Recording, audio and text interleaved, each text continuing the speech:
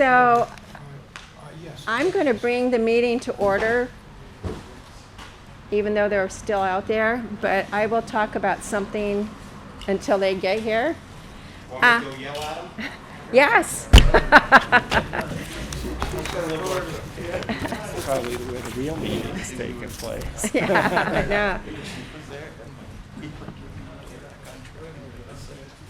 Police asked. Yeah. It's 4:04. So Dan and I met with the superintendent and with Andrew this week on Wednesday morning. And one of the conversations we had is the extension of what we were just talking about, you know, the big ticket items, planning the CIP. I'll sit right here so Karen can sit right there. Yeah. And so the superintendent was also there, and we expressed our desire to somehow set up a way of communicating with one another better and meeting with each other, and not necessarily just the budget season, because as you recall, about 3-4 years ago, and I don't have the wording with me, 2017 was the one. there was a warrant article on the school ballot asking the school board to meet with the budget committee and the select board all at once, at least 4 times a year, with one particular meeting being with right before the tax rate was set, and that's usually in October, but anyways, those meetings have kind of slipped through, and we haven't been doing those as much, but we would like to resurrect those meetings and have a specific focus, and that focus might be working together on how to plan for our big ticket items, how to plan and come to some kind of consensus of what's going to happen when. Of course, as you know, nothing happens when it's supposed to happen, but if we at least have a focus, then we can work our budgets. And so Andrew is going to draft a letter where the chair of the budget committee, the chair of the select board, and the chair of the school board can request the planning board to begin looking at the capital improvement plan. It'll be a request from all 3 boards. So those are the 2 pieces that we're really looking at, is to, you know, start on the capital improvement, sit down with all boards and get a consensus of where we're going, so we're all have the same focus. And that's just the update with the meeting that Dan and I had with Andrew and with Dr. Hart, the superintendent. I made a draft letter, but I just only have the chairperson of the budget committee, so I can change that, but I don't know if That's fine. pass that along. Do you want just the chairperson of the budget committee to sign the letter, or do you all want to join in? I move we entrust you to do Oh, good. Second. Thank you. I don't want to overstep my boundaries here, so. And is this the draft that goes around to, Yeah. or just to, Yep, okay. and if it's something that you guys want to do tonight, you can make a motion to direct the chairperson to sign it. If there's some changes, we could just go back and make some changes and get those incorporated for you. Well, why don't we all look at this? Okay, we'll look at this and talk about it at the next meeting, maybe? Yeah, that sounds Okay. good. And if anyone wants a copy of the expired CIP, I think we have that available on the website. We just switched to a new website, so it may not have migrated over, but it should be up there. Or if you want a paper copy, I did bring one paper copy, but you could just let me know and come by the town office and I'll make sure you have one. Okay. So, no, right here, you want to sit right here? Yeah. Michael, we got room right here too? Yeah. Yeah. Here, I'll go like this. The other, before we start with the transfer station, the presentation of the budget, we're still waiting for Karen. Is Karen coming? She's on her way, yep. Can I have a motion to accept the minutes of September 10th? Make a motion that we accept the September 10th Budget Committee meetings as distributed. Is there a second? Second. Okay. Are there any revisions, additions, deletions that you would recommend? Okay, all in favor of accepting the minutes of September 10th as written, say aye. Aye. Okay. Any opposed? Okay, thank you. So, Brian, thank you for having us here. Thank you for getting this all set up for us. Not a problem. He said there was a pile of cardboard that he had to remove before he could set up. There's about, let's see, we did 6 bales, so 8,000 to 9,000 pounds of cardboard on the ground this morning. Wow. Thank you mostly for the nice weather.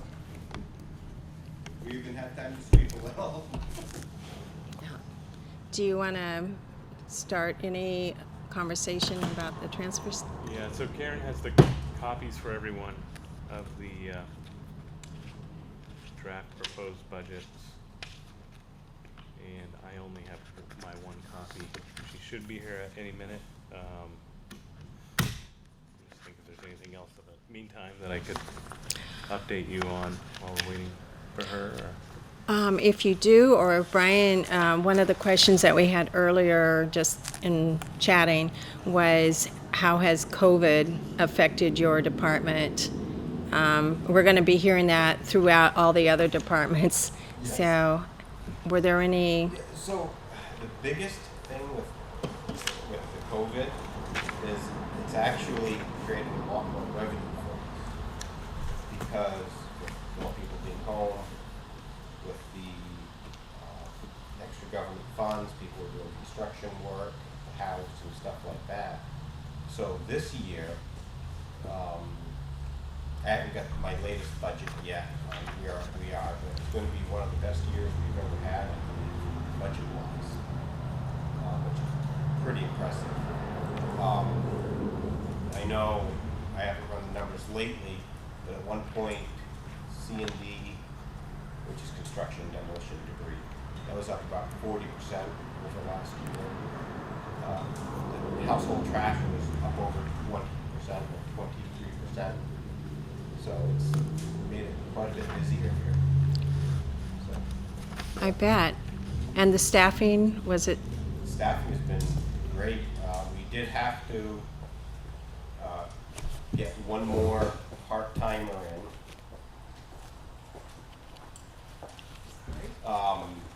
Just to help because it has been so much busier. Come around, Even Karen. with that, it's been, the budget has been amazing. So you had one part-timer that came in and, Yep, working 16 hours a week, and that was just starting the end of August. So, hi Karen. yeah, So, so it's been very impressive.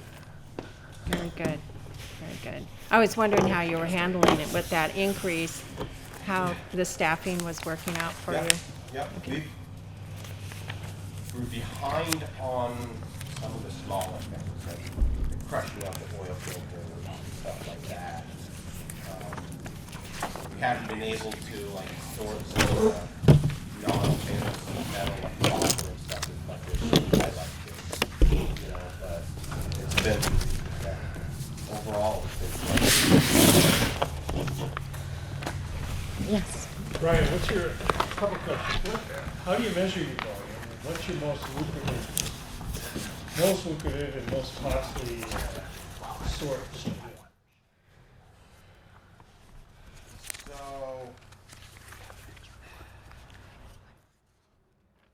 for recycling? Yep. Okay. For recycling, cardboard is definitely the best. Paper mills buy that. Yes, yeah. We get, quantity is down a little bit over last year. Price per ton is up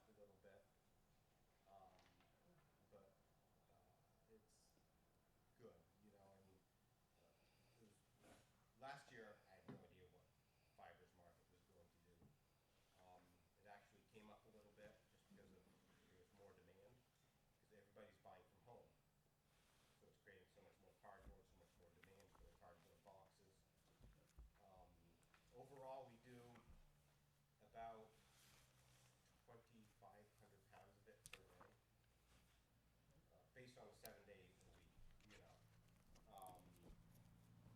And we can see right up there, if you look, paper and cardboard, fibers, with the paper, we do 3,476 pounds per day, a revenue of about $101 per day. So that's pretty impressive, you know. That's a nice steady income. You know, there's things that are worth more, we just don't get as much of it.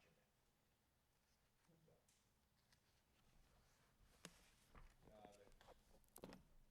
the most costly thing would be the hard to recycle stuff, like the light bulbs, the electronics. We don't make much on tires. It's more just a convenience thing, you know, stuff like that. Plastic has dropped dramatically, just because that goes on oil prices. Yeah. When oil prices are low, cheaper to buy virgin material. And with China not buying it anymore, that's created such a surplus. So that's dropped. Okay. Any other questions at this time? Andrew, Karen? Did you review your budget with them? I just Not yet. Okay. Yeah. I can grab a copy. Yeah. Because I forgot mine at home. Nicely highlighted as well. like that. Brian, is there anything you can't get rid of? Like there's no market for it? Where are you storing? No, really, it's, we can get rid of everything. Yeah. Paper right now, we're not getting any money for it, but we're able to get rid of it for $0. Right now, a lot of towns are actually paying to get rid of it, but we're able to get rid of it for $0. So, It's really a moving target, isn't it? There was a time when paper was one of your best yeah, money makers. yeah, yep. It's just between China not taking it anymore, which has caused an overflow of surplus in the U.S. I know before COVID hit, December of this year was a key date. That's when there was enough mills in New England to cover all the surplus on paper. That's a little behind now because of COVID hit, but hopefully by 2022, the prices will increase quite a bit. That's what we're hoping for, at least. So. Brian, another question, has the public been cooperative in terms of sorting their recyclables and any problems in that area, or just? For the most pretty part, you know, sorting it is a lot of work, everybody knows it. About 95% have been great. That few percent that just does not want to spend the time. We are working on simplifying the plastics a little. So right now we separate the 1s and 2s. We're actually in November going to a 1 through 7 bale. It's a little less revenue, but it'll be a lot less sorting for the public. It'll be a lot less digging through stuff, trying to get out all the contaminants on our end. And I don't see plastics going up at all in the next couple of years. So it's a good time to do it, good time to try it. Figuring labor and everything, it'll probably end up being a wash on price. So, yeah.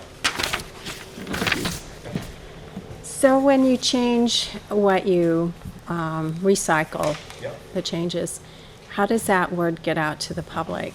There's already been one article in the newspaper. I'm going, probably not this Saturday, probably the following Saturday.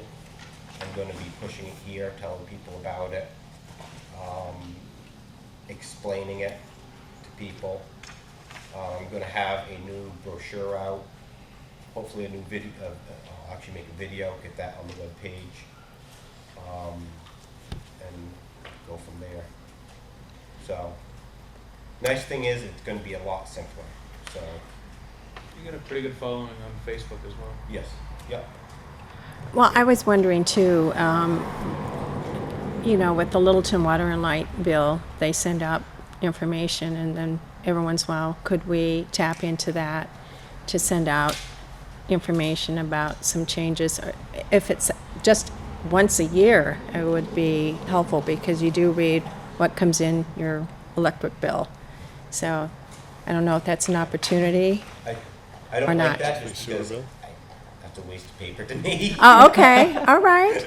That's a good point. Most of the people that come in here, which is the majority of the people that recycle, we're gonna hammer it, they're gonna see the difference. Okay, I said, with the new webpage also, okay. that'll really help. Being able to have actual control over the transfer station webpage makes a huge difference, so. And I don't get Channel 2 because I don't use cable, but could that be listed somewhere on that site somewhere? Probably, yeah. Yeah. A lot of it depends on my time. I know, I don't want to That's give the you a big lot of thing right time, now. but that would be something that people see. Yeah. Yeah, As it is, most of this stuff I'm doing at night. Right. On my days off to get ready for it. okay. So, Well, I'm just letting you know that because my husband's not the best communicator. So I'm recycling at home, but I don't know what I'm supposed to be recycling. So that's the reason why I was hopefully we'll be asking. putting out a thing saying, okay, the new recycling brochure, pamphlet, whatever you want to call it, is up on the webpage. We'll have copies here, the people that don't check the webpage and stuff like that. So, Okay, yeah. I'll look. Thank you. Anything else before we go to the budget?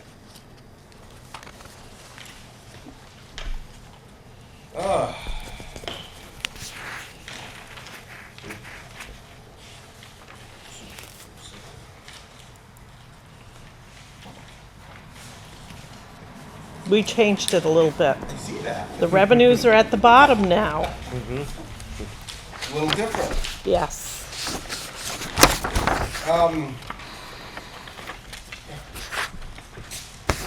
So I'm just going to kind of go over the big changes, and you guys can go over, ask any questions, So we'll go over line 1, permanent positions. There is an increase. A lot of that has to do with adding that 16-hour per week person. I'd like to continue having him. That has made such a huge difference for us. So that's going to be the big thing. The retirement is down a little bit, I see, from last year. That's always a good thing. I like that. Everything else on that page is pretty much the same.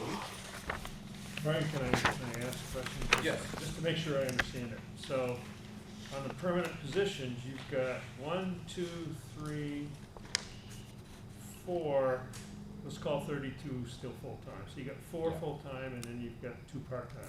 Have I got that right? Yes. Yep, okay. Yep. Perfect, thanks. Yep. Yeah, the 32 is considered full-time, just not in the Yep. union. Yep. Yes. Yep.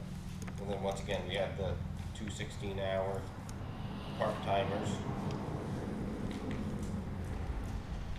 I'm correct, back in 2011, you had 5 We have full-time. 5 full-timers back, yes. Yeah. So, we also had a lot more material back then and a lot more sorting.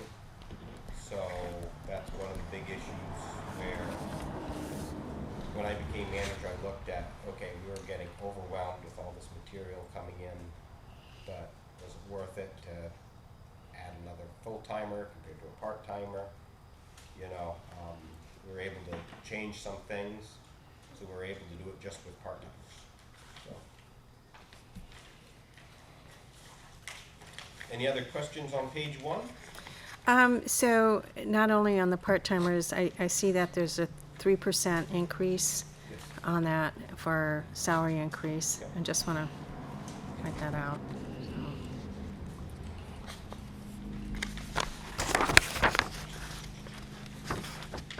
Page 2. There's, once again, there's not that much of a change. Just because we think how it's gone this year, how it's gone the previous year, I think we're pretty good in numbers. A lot of this also depends on the landfill. We don't know if the landfill will be closing next April or not. Hopefully DES will get a final decision end of October, maybe into November if they do an extension or not. That's our biggest concern, just remember that as we go along.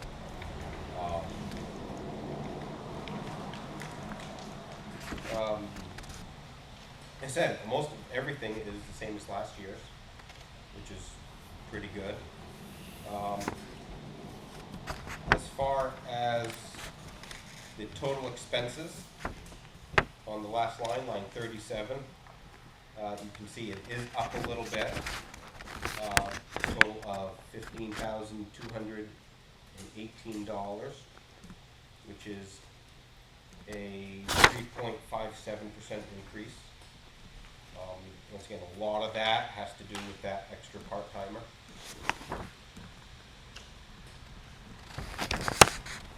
As for revenue, a couple small changes here and there, but nothing big. We think we are in good shape. Once again, a lot of the revenue depends on if the landfill stays open or closed. You can expect if the landfill does close down, it's going to create a lot more revenue, but a lot more expenses here. So we just no way to calculate on that. So to be safe for this year, revenue, we're keeping it the same. So overall, the bottom line of the appropriation on the tax rate is up a little bit just because of that part-timer. It's up 19,136, which is a 12.27% increase, even though it's not that much more money. And once again, you know, that is worst case scenario right now in my eyes. If the landfill does stay open, it would be quite a bit lower. But as I said, you just don't know yet. So you said it was a busy year with the recycling, Yes. but you basically maintained the same revenue level as before. So this year we're on revenue, we're on pace for quite a bit more. The question is, will that continue into next year or not? Right. That's going to be the biggest issue I see. You know, you can see a couple small things changing. The biggest increase this year is definitely bag sales. Because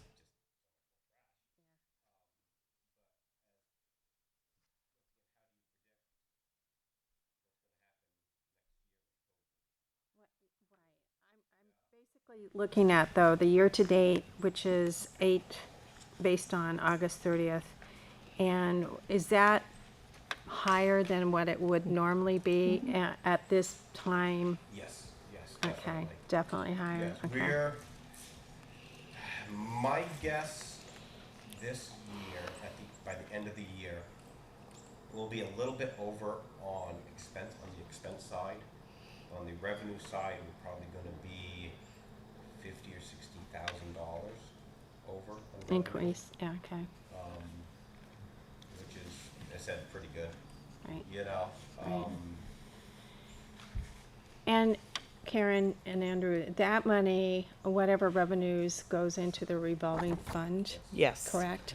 So it can offset, you can tap into that as needed, Yes. Right. So With the that is now authorization how it's of set the up. select It's by the select board. select board? Yes. Okay. Yep, for purchases and stuff like that. And this is just the operating budget, and I don't know, we're kind of new at this structure this year. If any warrant articles will be coming forward, and when do we address or get introduced to those warrant articles? Because some of those revenues could help offset some of those warrant articles. Exactly, yes. And this is just a draft of the warrant articles. I actually have 15 started. And there's some additional ones that I'm working on. Most of these pertain to the police and the transfer station. So they're not complete, they're draft form, there's very little dollar amount in any of them because we're not sure at this point exactly what we're gonna look for funds. So I'm gonna give you Do you what- want to address those tonight, or do you want to wait? I think for transfer station, we have a list, but we don't Yeah, have we have dollar a list, values we on have them a- yet. I can kind Okay. of go Yeah. over what I was thinking. Okay, It's up to sure. you. No, I don't know. I just didn't want to, you know, We're way ahead of the game here. yeah. So, Yeah, so my thoughts for next year, a couple different things, kind of ranging in priority. But like one of the things you noticed where you guys parked down back, the paving. I would love to get that paved. Issue with that is we can't just put a layer on top because the water runoff is going to start going into the building with that. So it's going to be a little bit more expensive.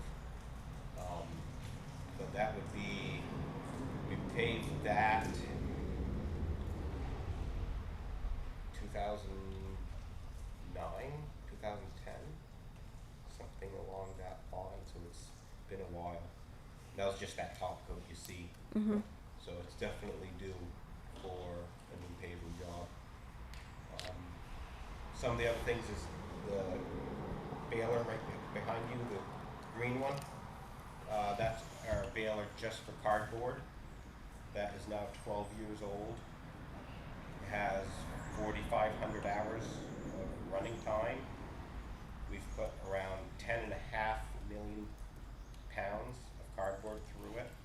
It is starting to see some age.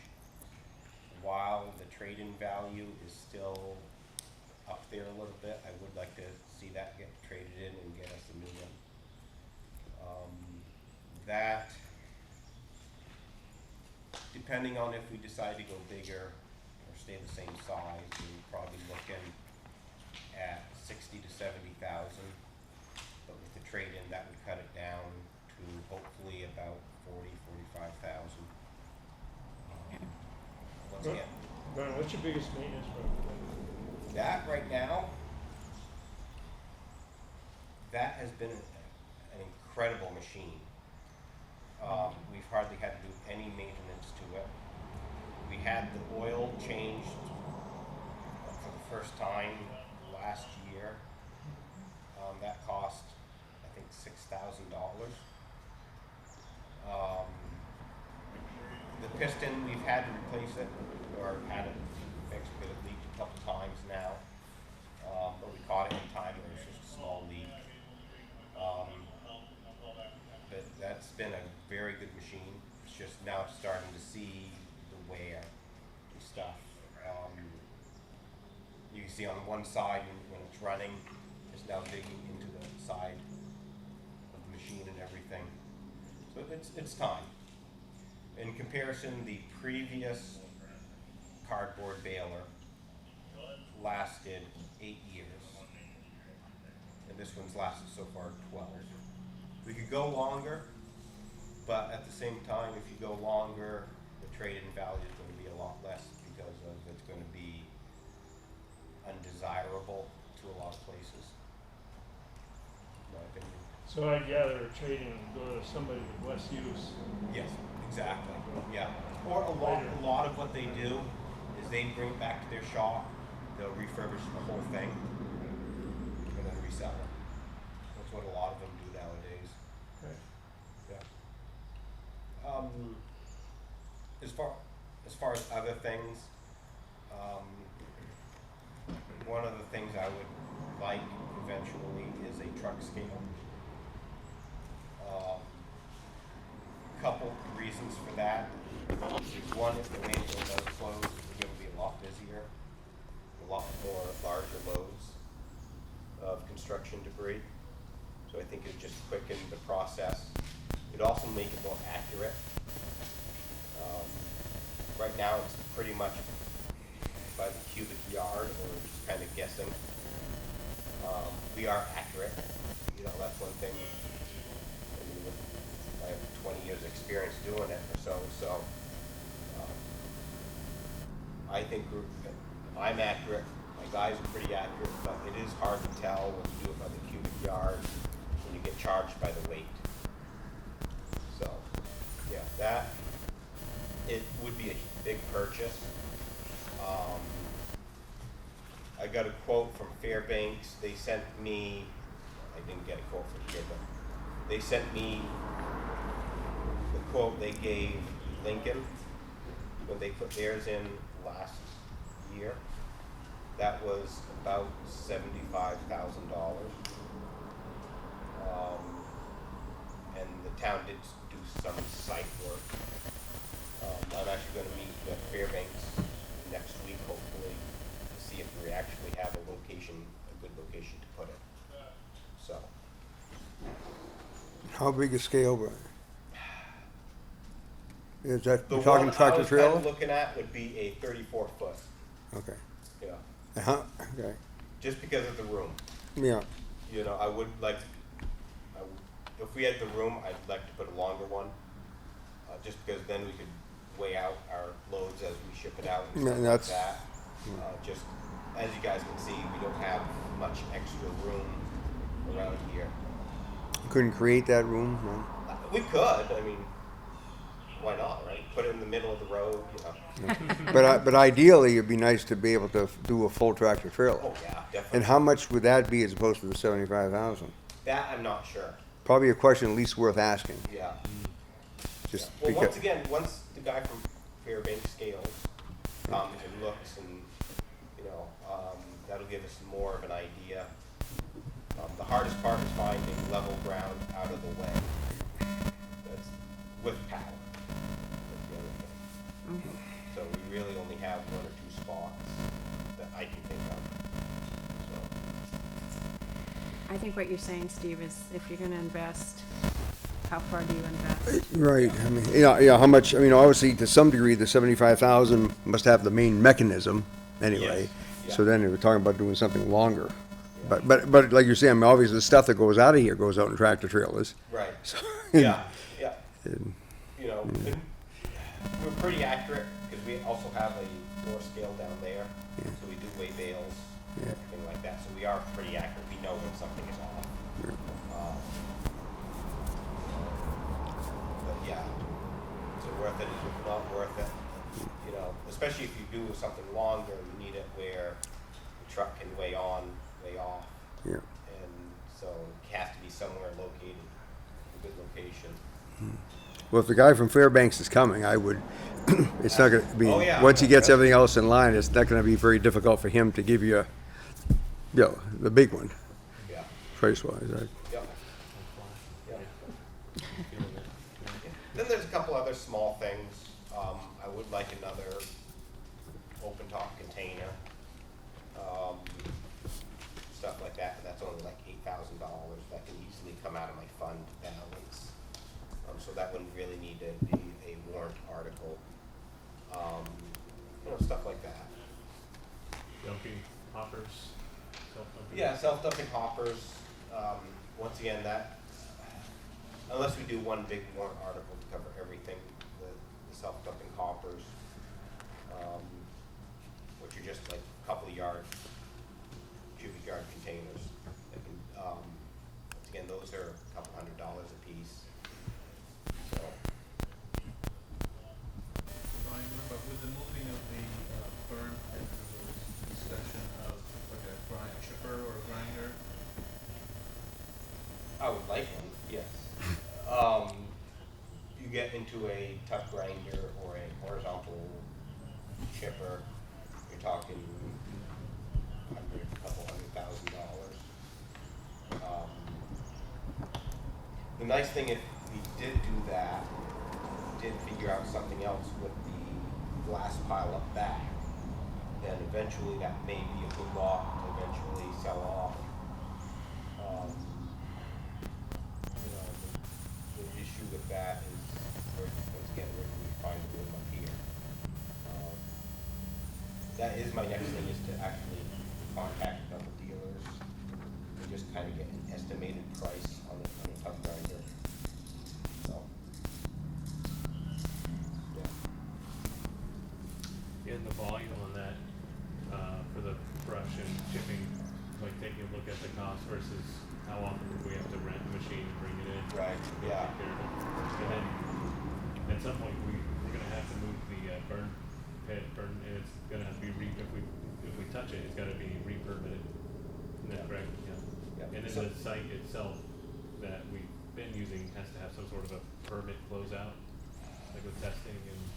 Yeah, so like, right now, when we move it, well, the whole point is, there's gonna be a road out back now, you know, eventually, so we're gonna be going to chipping instead of burning.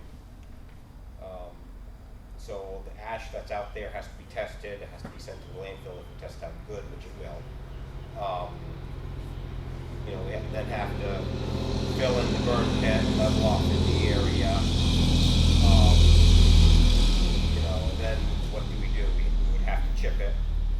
So then, do we rent a chipper? Do we buy a chipper? Stuff like that. Is it worth it just to buy a small chipper than have somebody just chip all the time? You know, you have to kind of look at labor costs compared to a tub grinder. There's a lot you have to look at. Yeah. You know, A tub grinder must be much more forgiving. Yeah, yeah, tub grinder, nice thing about a tub grinder,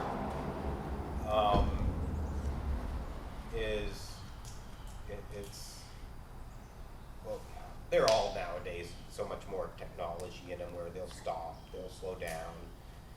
Some of them will even automatically reverse if it hits something too hard. Yeah, but I mean, So- you wouldn't use a chipper like is used in the woods business, right? Because I mean, Right. that's assuming pretty clean wood. Right, And so you're- that's a tub grinder, it would be better for what we use it for.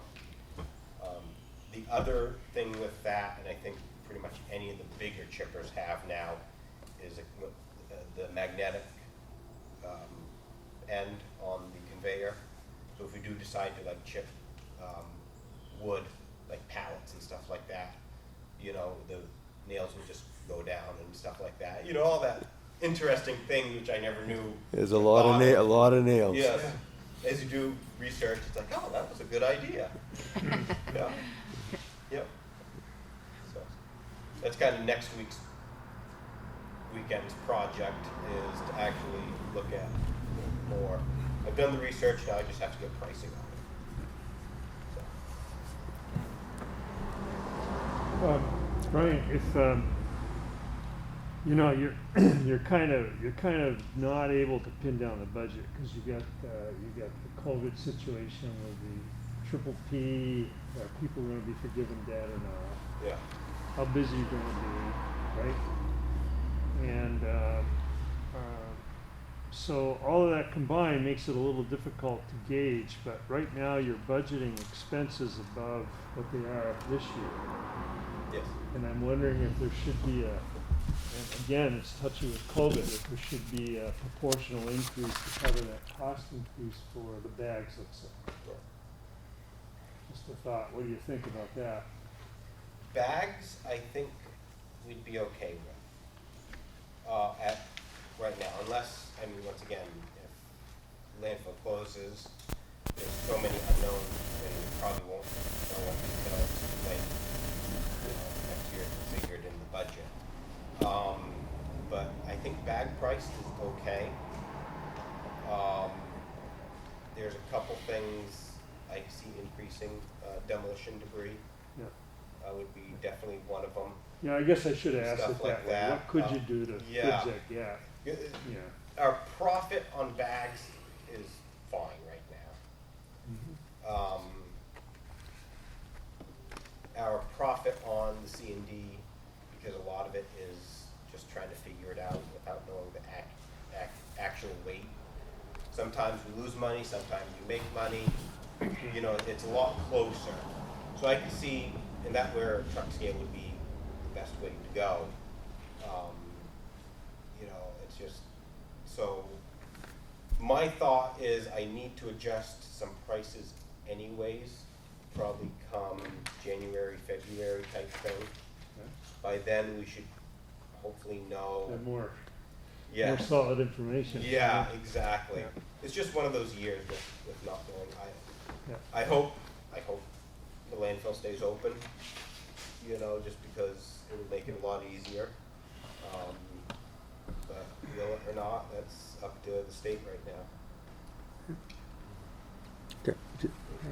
But the question in civil terms is, John, you're asking, is there an anticipated $19,000 increase in anticipated revenues that could reasonably be scheduled Yeah, that's really what I'm so that there would be no increase, is Yeah. what you're saying? Could you comfortably, I mean, obviously this year, you say you're gonna, gross revenues at the end of the year should be about $206,000.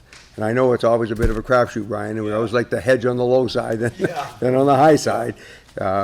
Your bosses are much more forgiving when in that situation. But given as well as you've done, is it realistic that $156,000 figure could become $176,000 and we don't have any increase? Is what Yeah. you're asking. Yeah, that's kind of, I could make it work somehow. Definitely.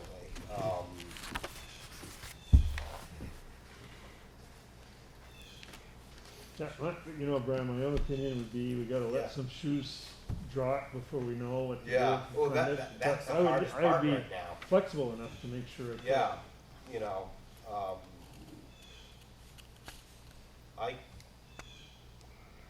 I'm just trying to think in my head, give me a second.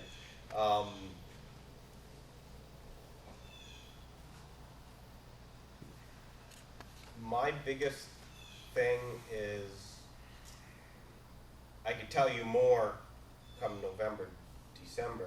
It's, as it is, I just don't know with, I could definitely increase the revenue some, I think. My issue is I look at the bottom line, and that's gonna be, if the landfill does close, and say the next closest landfill says, oh, we don't wanna take your stuff. Now all of a sudden you're shipping it down to Rochester. You know, I'd rather for 1 year kind of play it on the safe side. So you If wanna- that's what the budget committee wants, I mean, then I definitely would come back with something, but. Well, two things. Oh, go ahead, Steve.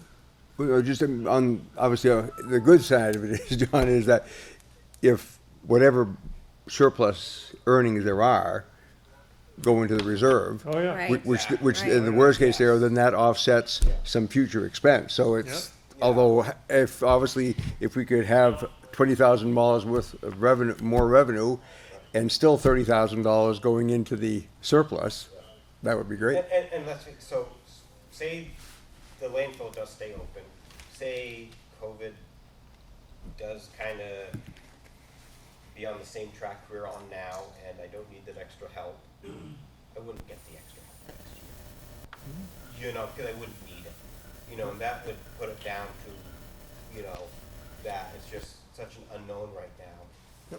So when will we know about the landfill? When will that Hopefully approximately? end of October,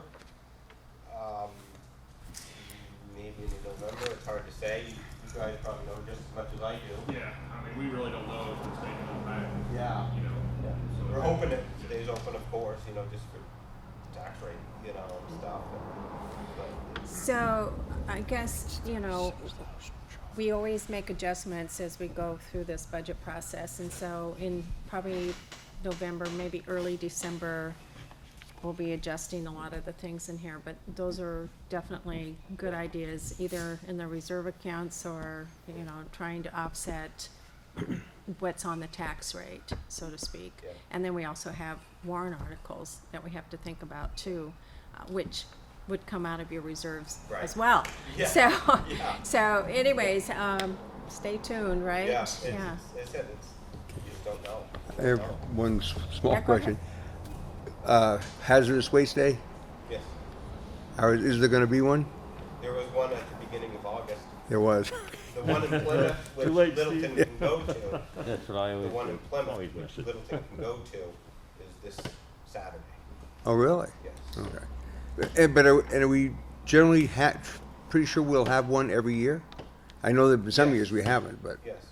It's put on by the district, so it's Yeah. not put on by Littleton. right. We host it. Unless the district says no for some reason, which I don't think it will, I can picture us having 2 more again next year. It was a little different this year, just because of COVID, because of changes at North Country Council, because they kind of oversee everything for the district. It didn't get out as soon as I wanted it to. But we still saw pretty much the same numbers as the year before on number of vehicles and stuff like that. Yeah. Brian, the transportation budget is now 32,000, and if the landfill closes, isn't that going to make that? Isn't that going to go up dramatically? Yes. And where does that material have to go then? If they would take it, the 2 closest landfills after the one in Bethlehem would be the one in Success, so up by Berlin. That's the next closest one. There's also the one in Vermont, and now you're looking at I think it's a $6 surcharge per ton if you go into Vermont. After that, there's the incinerator down in Concord, and then Rochester, New Hampshire. So, yes, pretty significant. Not fun, either way, So- yeah. Go And it's ahead. gonna, Yeah. there's a lot of issues, which is just such an unknown, especially when it comes to transportation. There's not a lot of haulers to begin with. So now all of a sudden there's gonna be a shortage on haulers. They're not gonna be able to make as many trips. This is a huge concern for the North Country. And it's gonna change a lot of people if they do close. So, it's not gonna just affect us, it's gonna affect all businesses. So, Yeah. And, you know, to address that too, I think that at that point, the board would have to consider, you know, dramatically looking at its fees, for the transfer station. But, on that too, so right now we're collecting, getting a comprehensive list of all fees, fines, anything that's out there for the budget committee to take a look at. And if you have any input to provide to the selectmen on it. I know you're talking about more of a holistic approach, and that's really, you know, a key component in the revenue side of, the town, so. And I think people would understand too. I mean, definitely if it closes in Bethlehem, you know, what we're up against and that it just costs more to recycle. So, yes. I was Well, gonna it costs ask you more to about the get rid of fees. your actual trash. Yes. Right. yeah, Right. Wastewater treatment would change too, which, you know, once we get there, you know, we can tell you about, but I mean, we were just looking at one function, which is right now our biosolids, and that we were just guessing how much it would go up, and it was, you know, over $30,000, you know, $30,000 to $40,000, so. I think the other bad effect you might see is more on the back road dumping kind of stuff going on a little bit. Or burning. Yeah. Yeah. That's the other concern is you have prices and all of a sudden, I mean, as it is, you see even in Bethlehem, which has free removal and free disposal, and you still see all this trash on the side of the roads, and it's, you know, where's that fine point of, okay, you have, if you raise prices to $5, $6 a bag, and they can't afford it at $3 a bag, you know, you're gonna see so much more.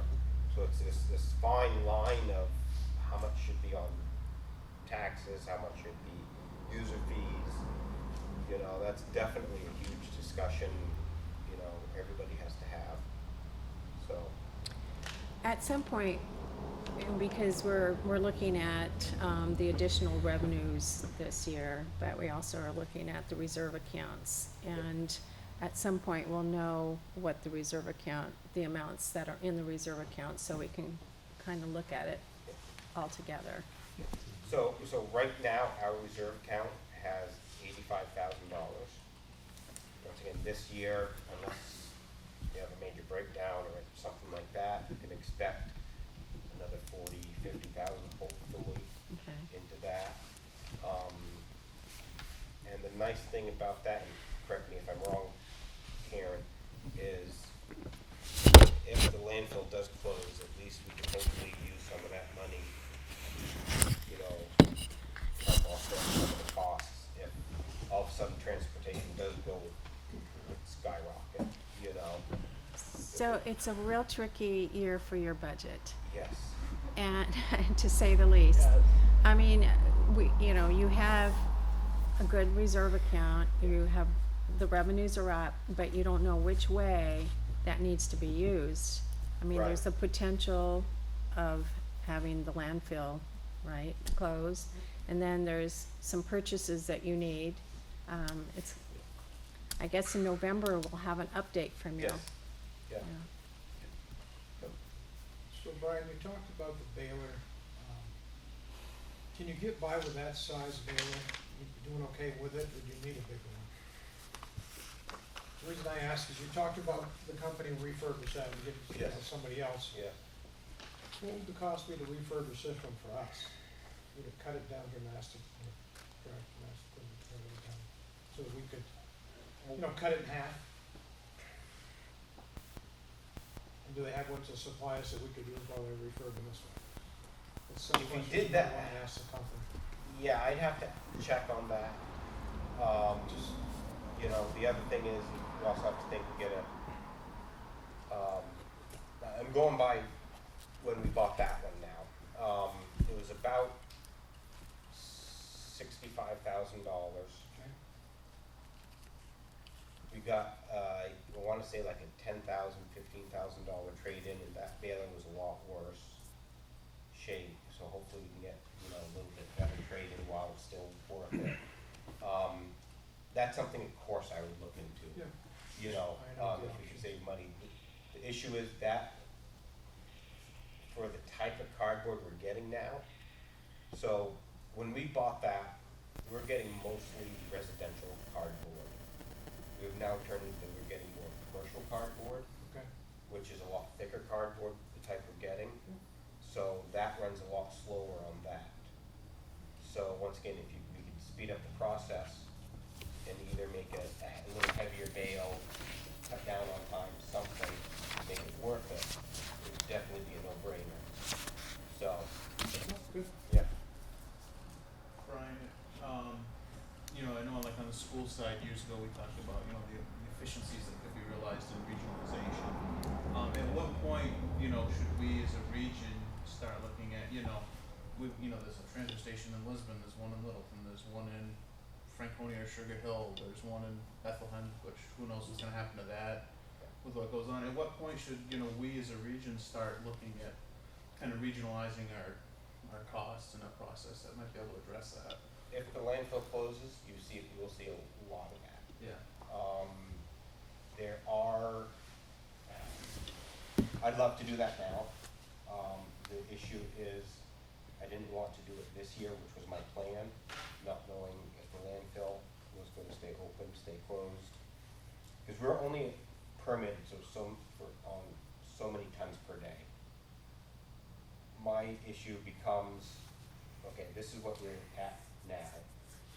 But if all of a sudden we're getting all this extra stuff, I didn't wanna overdo it, so now we have to do a permit modification, Like stuff like staffing that. as well, even.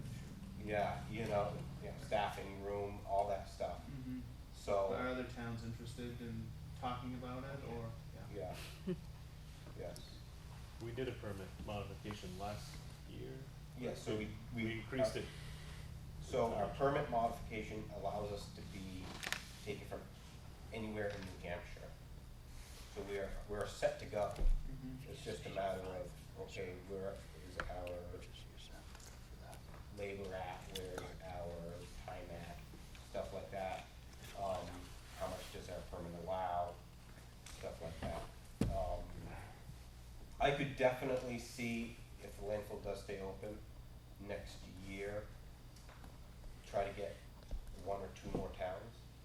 Yeah, I mean, especially when you start thinking Yeah. of like balers, if every town's buying a baler and every town's Mhm. buying Yeah. you know what I mean? It just Yeah. seems like there could be a lot of efficiencies. Well, we're a lot bigger, we have Of a little course. bit more room, Oh, good. so we recycle a lot more than a lot of these other towns. And it's always been, we've always kind of allowed some of these other towns, like Bath does not have anything. So my thought process is we're making money on the bag.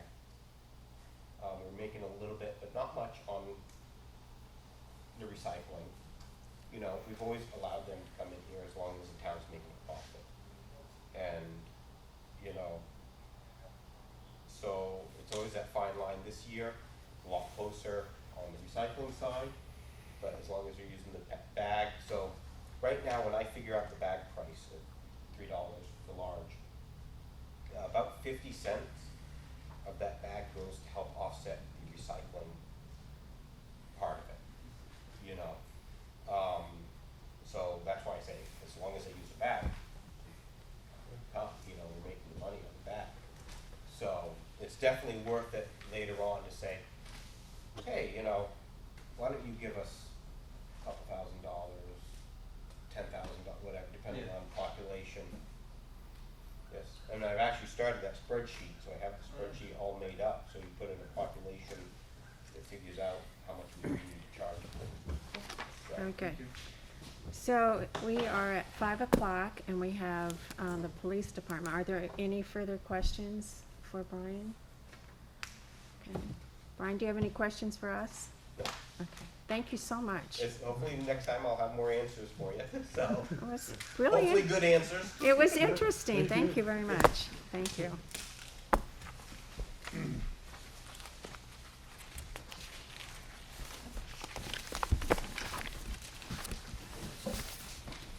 Do you want to sit somewhere, Paul? Sure.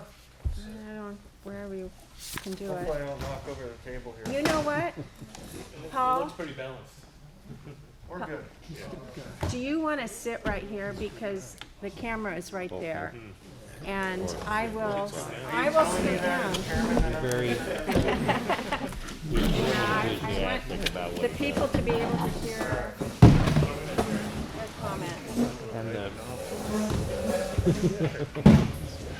And the parks Do you and mind? rec guys, I only see Paul. All I see. he's the same way. He's really, really into what he does. Good job. Thank you, everyone, for Right shifting. down the road, that money would go to a baler.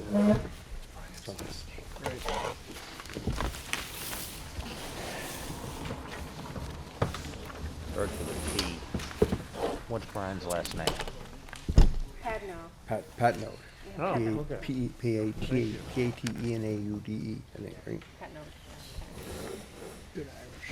Welcome. Thank you. Yeah. I'll let you lead the way on this. Sure.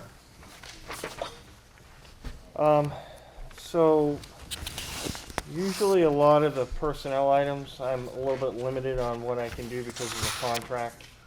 I do see that there was a proposed 3% increase for the union individuals written into this proposal initially. But you will see under part-time, it actually says part-time officer, section 01-122. Probably that's the most significant increase that we added to our budget this year, other than the personnel costs. A few years ago, the town elected to allow us to put we purchased a scanning machine because our records room was full. And so we finally got the install completed late last year, early this year. We were utilizing an individual who was on light duty to start the scanning process. However, it's time intensive to get these records scanned. So for those of you that are new to this committee, these are photos of our records room. So basically what's happened is that we don't have enough room in our secure records room to maintain all of our files.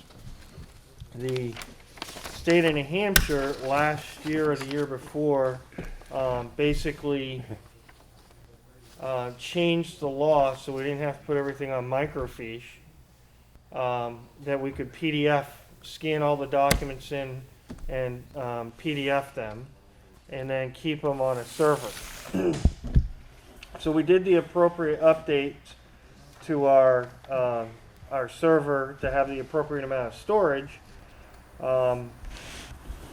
However, once we get the system up and running, we realized that this is really time intensive. So we reached out to some local employment agencies to say what's the going rate for an individual at this labor rate, and I can't tell you exactly what the amount of pay is for this individual, but I can tell you that we wanted to. They suggested only 25 hours a week because it's such tedious work. The individual that would do this is going to go crazy after the first. If you do 40 hours a week. The other thing you guys need to remember is that once we've completed our project, this piece of equipment and software is going to transition over to the town offices to scan all their documents in to open up space for them as well, because they have a space issue too.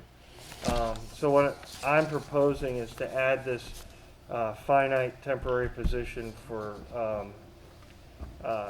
just up to 6 months. It may be sooner, but we're estimating between 3 and 6 months that it will take for this individual.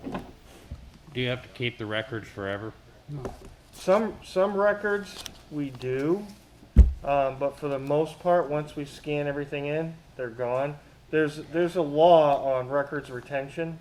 It gets into how long past the statute of limitations you keep certain documents, incidents, arrests, so on and so forth. 10 years. So It's not standard. You're not scanning 03 records, are you? We are scanning. Some of those we do have to keep. It's not 10 years blanket for all records, Mike.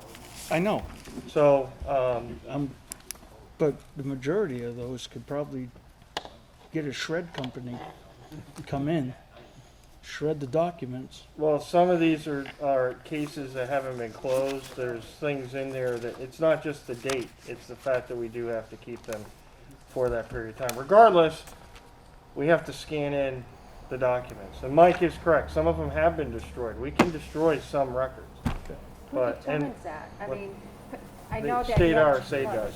State RSA, but I Yep. mean, if someone has a box Yeah. of files, how And do you somebody that determine? knows something. Well, again, you have to have an individual going through to say, well, this case is closed, this case can't be reopened, this is not a aggravated felonious sexual assault that occurred on an individual who was under the age of 18, because we've got to keep that record for 22 years after their 18th birthday. But you have a police officer going through that.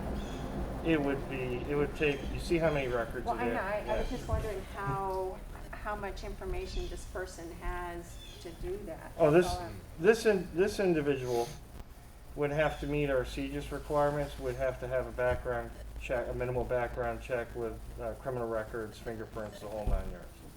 That would do this work. And they would be informed enough to know which files can be scanned and which can Oh, be absolutely. tossed. Yeah, there's a lot of stress behind that. We certainly don't want the the cases to be tossed. That's why some of those questionable cases, we would rather just scan them and not worry about, because once we have them scanned, we're good, we meet the standard. Right. But Mike is correct, I mean, some of these we can toss. It's just like IRS records, when in doubt, you keep them. Right, Oh, yeah. that's correct. Or, as So- they say, you can throw the original away, but make 2 copies first. So the individual we had doing this, who was on light duty, did it, I don't know, I don't think they did it 20 hours a week, maybe 5 to 10 hours a week, and maybe got through 4 boxes within a month and a half. I mean, it was, but that person was setting up a lot of things that this individual will go in and automatically do, so. So that was the first, any more questions on that? It'd be interesting to see how long it takes to get through that whole backlog. It would. And if you share that with the other offices, how far you'll be behind again too. Oh, absolutely. I mean, certainly this is all about, it's a learning process, how we've set up the database to, because when things are scanned in, they're automatically, it's automatically reading things like the date of the offense number, the victim, and it automatically puts that information in. So we'll help them set up their database as well. It's like an auto OCR, That's right, but you have to establish the parameters. the fields, Yeah. yeah. So there's no companies that would do this by contract because, and you need the privacy aspect of it. So it's interesting you bringing that up. So the companies do offer to do it. So this project cost us around $30,000. And the company initially said, hey, we'll do it around 50 or 60 and we'll do everything. And we're like, no, we got it. We can handle it ourselves. Now it's And they said, oh, by the way, it'll take us about 6 months to do it. Yeah. We're like, oh, we got it. We can handle it ourselves. And Okay. now we're realizing that a penny wise could be a pound foolish, but the pricing is about the same in the long run. Yeah, all right. We could have done the project all at once. All right. Okay, moving on. You'll see we haven't increased our overtime costs, mainly because we have a lot of reimbursable funds coming in from the DEA and from New Hampshire Highway Safety. Travel reimbursement, although you do not see an increase or decrease in this particular area this year, right now, we're currently speaking with the police academy to determine what they're going to be doing, because right now, the police academy does not allow overnight stays because of COVID. In fact, they make the individuals drive back and forth to the police academy on a daily basis. So it's a 16-week academy, 5 days a week. Either we provide them with a vehicle, but we're a little bit short on vehicles right now. We either provide them with a vehicle or pay them reimbursement. So we're trying to figure that out right now. There could be an adjustment on that line. Moving on.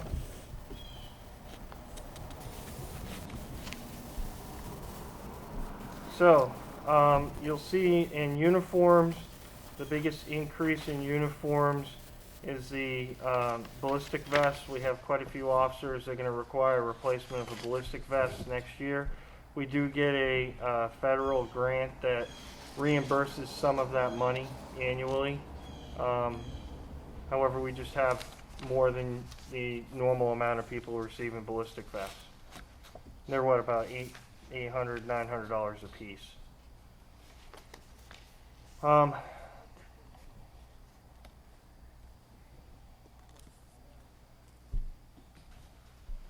So you will also see an increase to the cost of our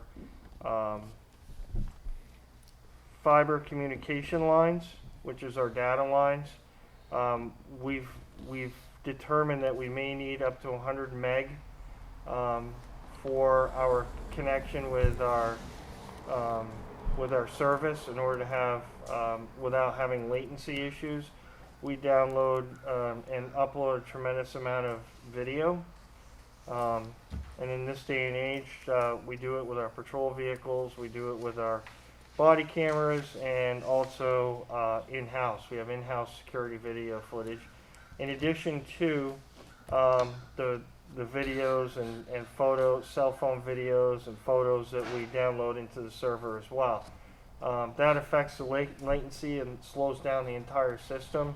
So there's a small increase that we might have to bump up our megs up to megabytes up to 100 megabytes.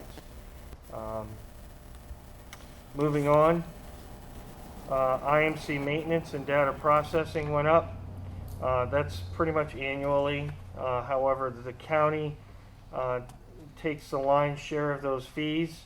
The Grafton County Dispatch pays for those, the most of them. And they're looking at, actually many departments are looking at a different records management system. That's what IMC is, for all of our records, police records.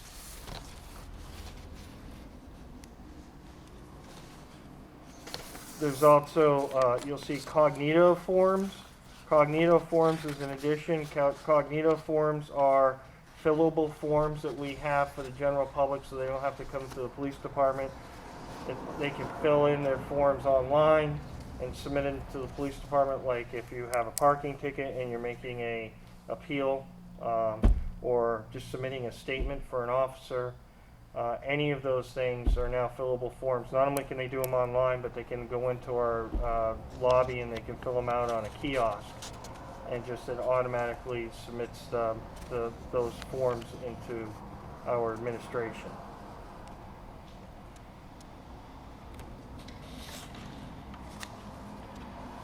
We also have to update our website.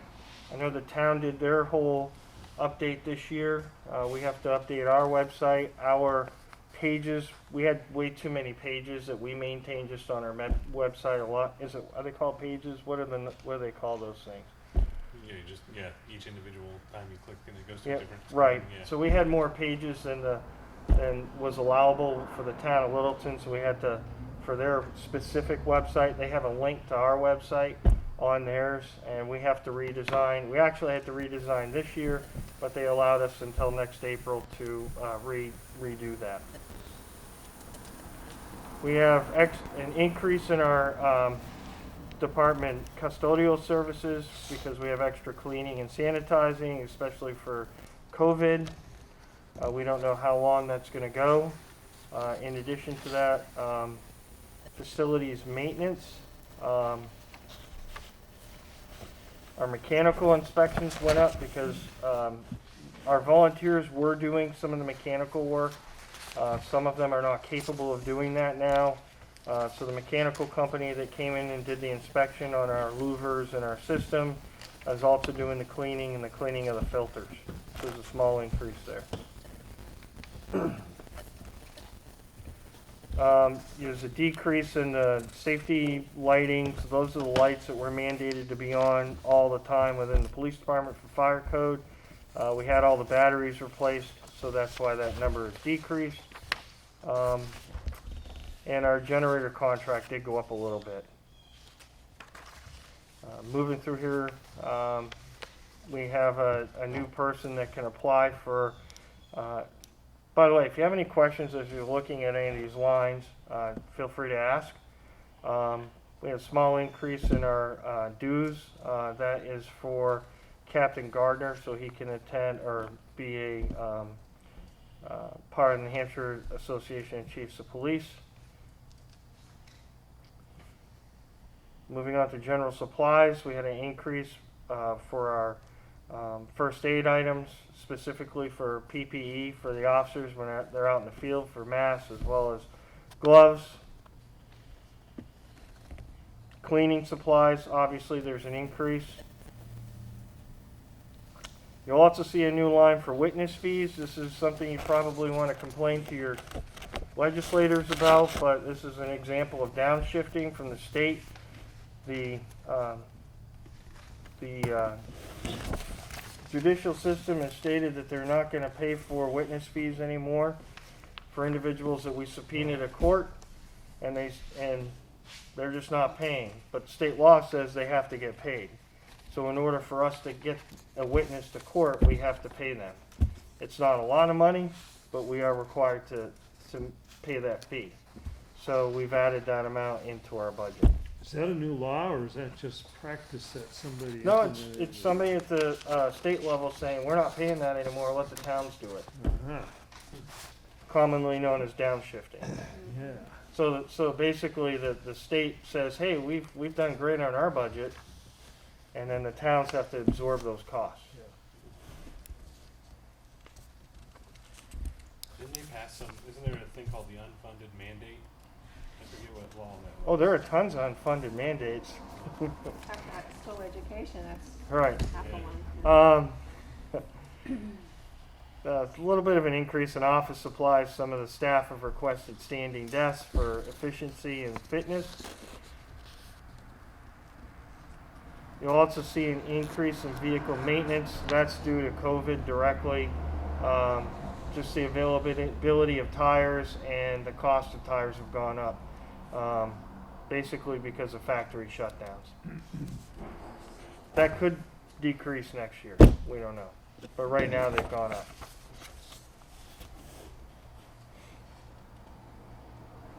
We actually, it says vehicle inspection app, but it's actually, I'm sorry, it says vehicle maintenance app, but it's a vehicle inspection app. It's an inspection that we do on the patrol vehicles on a daily basis, and it helps us with our fleet maintenance. The officers log in, they put what they did for the inspection, supervisors review it, and it keeps the cars, I would say safer, but also if there are maintenance issues, they're easily tracked. Slight increases in our books and periodicals, just the cost of, the paperwork for the different code books that we have. You'll see a decrease because we no longer we're not purchasing vehicles this year and next year, but the year after that we'll have 3 more vehicles we're going to have to replace. So just keep that on your calendar when those come up again. That's where the equipment fund will help to level that out so that, the operating budget isn't cycling. I was up. gonna ask about this because, even though we have a decrease in the vehicle line, the purchase, we still have increases in other areas, but when it comes time to purchase those vehicles again, we're gonna have that spike again. Which is always, I think I discussed this with you guys last year, that I worry about the spikes. So when the manager said, well, what do you think for any warrant articles this year? I had suggested a warrant article specifically to put money in that capital reserve line so you don't see the spike. To build the capital reserve so you'll be able to go to that capital reserve line in 3 years. Yeah, I think we're looking at all types of planning here, just so we don't have spikes, and we have to look at equipment, we have to look at, other warrant articles, and we're trying to come up with a plan. I mean, Sure. I've been basically asking that, and we're really going to be looking at, between the town and the school, ways to come up with a plan for both sides, so we're all focused on the same thing. Good. So, but yes, you're right, Okay. yes. And just so you know, we're getting rid of a car, it didn't even pass inspection. These are well maintained, but between the issues with the steering, brakes and other, it's a 2012, 2013 time period sedan, but it's going to cost $2,500 to fix it. It's going to be auctioned off. It's only going to, we might get $1,000 on auction if it was inspected, if it could be inspected. So we elected not to even invest that money into the vehicle. The vehicles that we purchased at the beginning of the year that should have been here by June, but because of COVID, I think they just hit the shop, or they're going to hit the shop in a week. So they were ordered at the beginning of the year. Unfortunately, with COVID, everything's behind schedule. Paul, how many miles on that vehicle that you're retiring? I couldn't tell you. It's the sedan. I don't know. Over 200? I don't believe so. No. It's an all-wheel drive, four-door sedan Interceptor. And I can't tell, I think it's pretty close to 200,000. That's a Dodge, No, it's a Ford Interceptor. which is what series Ford car today? What's that? What series Ford car is that today? I think it's pretty close to a Taurus, correct, Taurus, Mike? yeah. And sedans. We Yeah. stopped, that's the one and only sedan we got, because they're horrible. We use Chargers. Okay, but everything now, Mike, Thing will of the be, past. That's right. gonna be SUVs? Everything we have No, now is we've- Explorers, or they're the same as an Explorer, they're SUVs. We have Chargers. You have Chargers. All-wheel drive? Yes, yep. Any other questions about the vehicles? Except, Okay, moving on to field equipment purchases. so we have to. Just curious, I might New have, one will be a Durango. did want to note that we did add some funds back into, Too many people waiting. our building maintenance, and I might have skipped that page, or that section. We didn't take the funds out, but we didn't expend them this year, because of cuts that were made, early on. We will be continuing, it's a $3,000 expenditure to upkeep our parking area, by seal coating and painting and so on and so forth. But when they come in and seal coat, they crack fill, and it's really extended the life of our parking lot. So those funds are still in there. It's $3,000, I believe. Is that, I don't know anything about this, but is that done by our own department? No. Or is that a service that we? It's a service. They don't do seal coating. What they do, I do have them come over when they're sealing the bridges with the spray, the concrete abutments. I'll ask them to do our steps and our ramps to the police department. Did they put stripes on there this year? No, Yeah. negative. Yeah. I didn't want to bring that up or hurt them. Yeah. That's why I didn't say the sidewalks. Change this up real quick. Okay. Our flare use was up, so we needed to increase the amount of flares that we're currently using. Those are utilized in motor vehicle accidents. We're going to be purchasing one more portable AED, and that should complete all of our vehicles with AEDs. They are lifesavers. We just used one the other day. And also, we put off 1 year our media storage, so we needed several terabytes in our hard drives in-house, where our media goes to first, and it's stored there, and then it's backed up to off-site. We're desperately low on storage and probably won't last another year. So last year we took that amount out and we put it back in. Some other tiny purchases for the UTV doors. They're just, we need to put summer doors on there. Ballistic helmets and level 4 vests we want to issue to the officers. They currently don't all have ballistic helmets and level 4 vests, and those are for high-risk situations and warrant entries. Where we have some updating to do to our weapons for weapons modifications. We also have first responder first aid kits. We're getting them for all the officers to put in their new vests for active shooter situations, and also mass casualty trauma kits as well. We are adding an outdoor camera that has a microphone in the front of the police department based on several incidents that we've had. We A, need the audio, and B, we need a second angle. There are a lot of custodial exchanges that take place in front of the police department, and people tend to scrap when they're meeting people they don't like. So we want the added, we need that for evidentiary issues and also for court, just to be able to investigate those a little bit better. Yes? Yeah, the audio, do you have to put signage up or something so you can meet statute? And we can, but the expectation of privacy in a public space is the lowest. We probably will, just because. Why wouldn't we?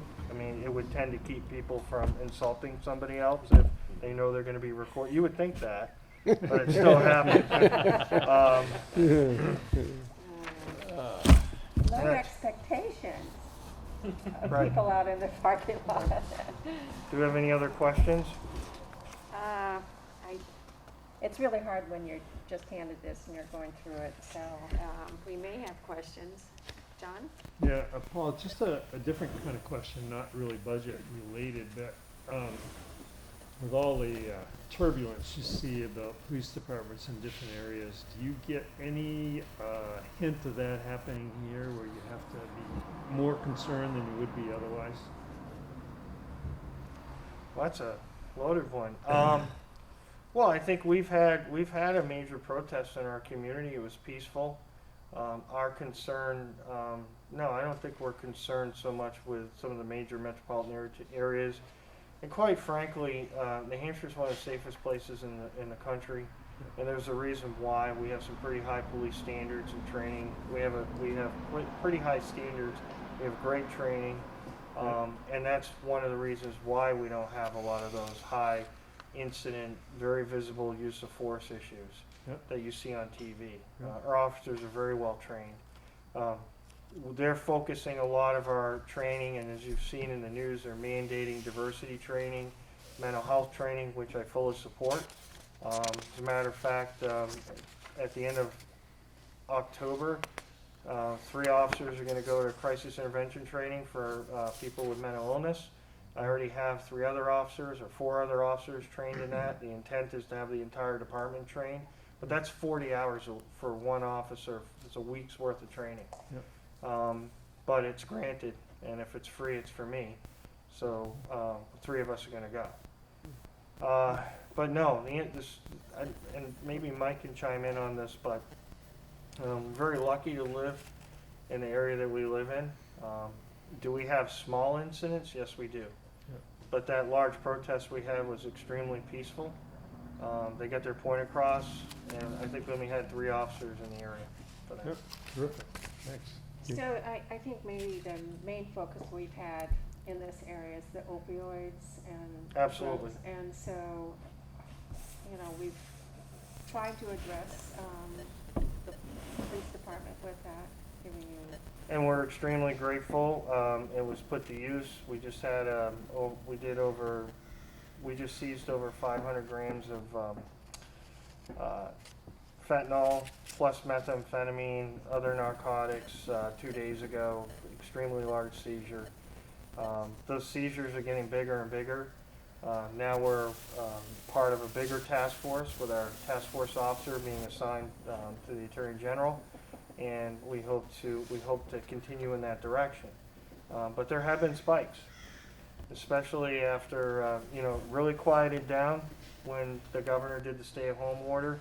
And then we started seeing the spikes in drug use, drug overdoses, certainly domestic disturbances, things like that. It hasn't been quiet, and the activity, if any of you have seen the activity once the governor opened up the state on our main street, has been tremendous and a positive thing, but we also need a presence down there as well.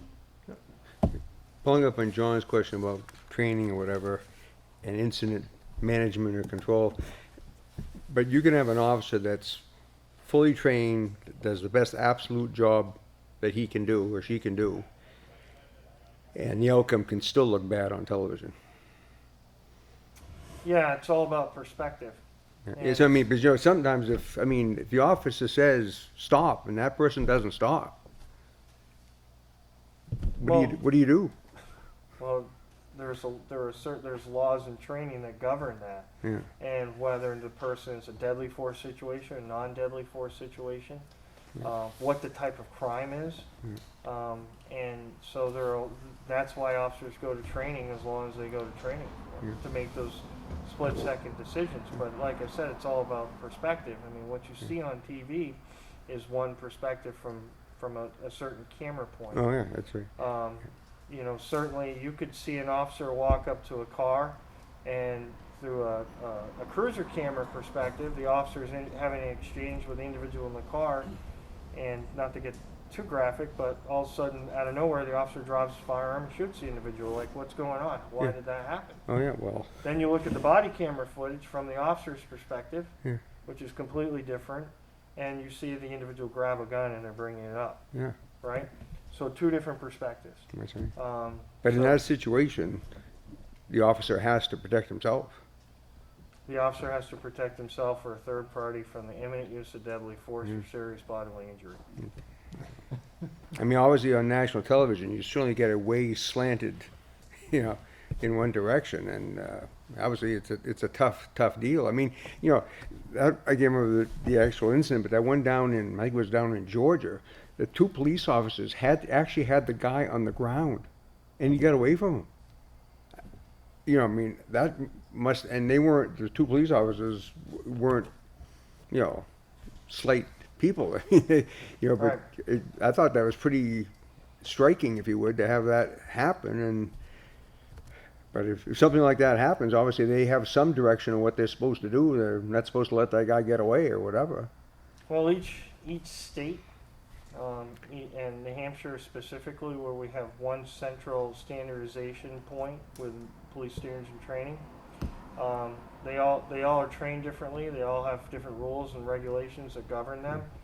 Training's a huge piece of this. The more you train and the more that you standardize and you keep things, you have good policies, good leadership, then you're less apt to get into situations that end up on national television. Yeah, that's right. But I guess I'm still saying you could do everything right as a police officer, Absolutely. and it could still not look good at the end because, That is true. And that goes back to the perspective thing. Yeah. That's correct. So one of the other questions that we asked Brian was, how has COVID affected your day-to-day procedures or your budgets or whatever? So, well, budgets, I mean, obviously we had to make some cuts to adjust to reduction of revenue overall for the town. But some of the day-to-day things initially, depending on, where the governor was as far as whether we could open back up or not, initially we did shut down our department because we were critical service within the community, so we didn't allow any visitors into the police department. As our COVID numbers reduced, we would then screen people, allow them into the police department. But all of that comes with a cost. Like I told you, we had to buy, and now we have to maintain that software. It allows people to make reports from outside the police department. We had to get Ring devices to put up immediately so people could communicate from outside to inside. Our calls initially, like I said, it was like a ghost town for like the first month. And then the domestic started to roll in, the theft calls, definitely narcotics calls. And now, just when we were sitting here from when we started at 5 o'clock, 5 or 4? 4 o'clock. I was looking on my phone, we got 6 calls within an hour. So it certainly hasn't slowed down. And that's pretty consistent with us. Now we had 3 people on that can address that, but that only gives each call 20 minutes, depending on the severity of the call. We've definitely had to increase the cost of decontamination. The officers have changed their tactics on how they approach motor vehicles because certainly they don't want to be contaminated. We've mandated mask wear for all the officers that are in public. When we do transports and when we're going back and forth to the jail, we have to decontaminate the patrol vehicles every time they're used. Fire department has been extremely helpful. We work very closely with Littleton Fire as well as Littleton Regional Healthcare to make sure we can keep everybody safe. So yeah, there's been a lot of changes, but I can say the officers have adapted extremely well. Is this the new normal or not? We have no idea. It's one reason we can't have a meeting at the police department because we don't have a space. Everybody's got to be socially distanced. Did I answer your question? No, I mean, Okay. it's part of our understanding of this unusual year and trying to do a proposed budget. Just like Brian, he doesn't know what to include for next year in certain areas because you don't know if it's going to continue on into the next year. but you know, with Brian, there's a certain revenue expense, but yours, no revenue, so No, to speak, for- affected by COVID, but Yeah. definitely procedures were affected by COVID. Absolutely, it was all procedural. Like I said, there were some increases. We have to add that software, but cleaning supplies went up. I mean, that's on, you know, and to replace our PPE things, you know, we're replacing gloves every, you know, 2 or 3 pairs every day sometimes. So going on the PPE and the difficulty that everyone had at the very beginning of this, in March, of acquiring PPE, do we have a plan for that for the town in like purchases and making sure that we have sufficient supplies? Because you know how difficult it was to get those supplies. The planning is hard because, you know, the hospital has always assured us you will never go without. And that Dr. Duffy has been phenomenal in that commitment to us, and they've held up. When we've gotten short, they've held up, he's held up his end of the bargain. The fire department has been great as well, because sometimes when we're trying to do our ordering on the police side, the fire and EMS, they have priority over us. So they work very closely. We've been communicating, but as far as big bulk purchases, that conversation has begun, Okay, moving forward. as it should, Right. right?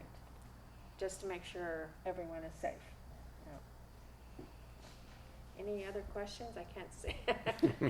Well, I just noticed that there's a ballistic vest line item under uniforms and also one under field equipment. And Yep. are those two different They are. type of That's a thing? great question. So the ballistic vests and the uniforms are the ones that I'm wearing right now. Day to day, these are a smaller, these won't hold back large caliber rifles. Maybe I shouldn't say that, but okay.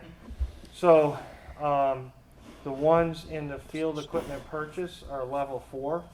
And right now, the officers have them available to them, but they're not able to individualize their carrier. So the carriers are hard, you know. If a rather large officer is putting on a carrier that maybe a rather small officer put on maybe a couple days before, they have to stop, make adjustments, and it's very hard. Plus, they can't individualize it where they want to put their magazines, where they want to put their door stops, their first aid kits. So we want to issue every officer their own level 4 ballistic carrier and plates, as well as a ballistic helmet. We're doing a larger amount of warrant services for drug search warrants, and the part of our contract with the Attorney General's office is that if one of their team members is doing a search warrant in Littleton, that our department will do the initial breach on the location, clear it, make it safe so that the drug task force can go in and do their search. So with that, we want to make sure our officers are safe, and that's why that's in a separate area. Thanks. Any further questions? As usual in the past, if you have any questions as you're going through this some other time, you can direct those questions to me and I'll direct them to Andrew and Karen and the chief, so. And I don't want to break protocol, but certainly I'm available Right. almost all the time if you need to come in and ask questions. And as we all know, these will be revised. This is a beginning, and there will be revisions, but And I think the last part is, do you anticipate any additional warrant articles besides just the operating budget expenses?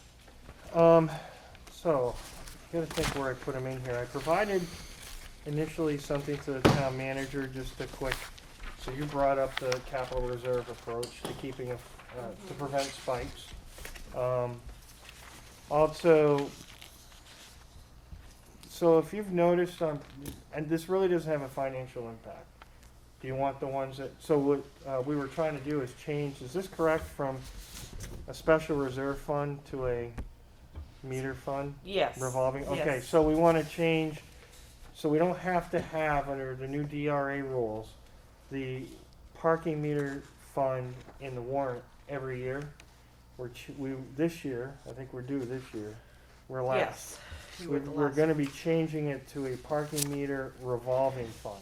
And I've already drafted the warrant articles for that, That's similar to what we did last year with the transfers. With the transfer station. Right, and I think we did it to somebody else the year before. Do you all No. understand all that? Do you want him to explain what the revolving fund is? Sure. I wouldn't Yeah, want why to do not? it, That's, don't I you mean, do it? that's. I'll do it. Let's do I don't it. understand it, she'll do it. Yeah, The special revenue fund has to be voted on a budget for that every year. And to use the fund balance from those, you have to have them voted on. So anytime, like the transfer station always had a warrant article that allowed them to use money out of their special revenue fund, there's money set aside from their revenues over their expenditures every year to buy bags and buy equipment, improvements, etc. We switched them last year to a revolving fund where the monies that they have over are able to be used without that warrant article, that additional warrant article, and the selectmen are authorized to expend out of those funds. So instead of having 2 or 3 warrant articles, they're now part of the operating budget as a revolving fund. They're not fully enterprise, in other words, they're not fully revenue neutral. There's still a portion of the tax amount that the taxpayers have to pay for, where the parking meter fund will not have that, but this is a way of getting them part of the operating budget and a way of having the selectmen be authorized to use the funds from the parking meter fund to do improvements, to purchase equipment for the parking, to improve streets. That can also be used to improve streets and sidewalks. Possibly to do some improvements in the parking lots themselves. So whatever those monies are can be used without another additional warrant article. It was an effort to cut down on our warrant articles. It was an effort to put it back as part of the operating budget, the overall operating budget, where it used to be. We had to, according to DRA, separate all of these special revenue funds out. And we've done that, and it added a lot of confusion. Now we're trying to put them back.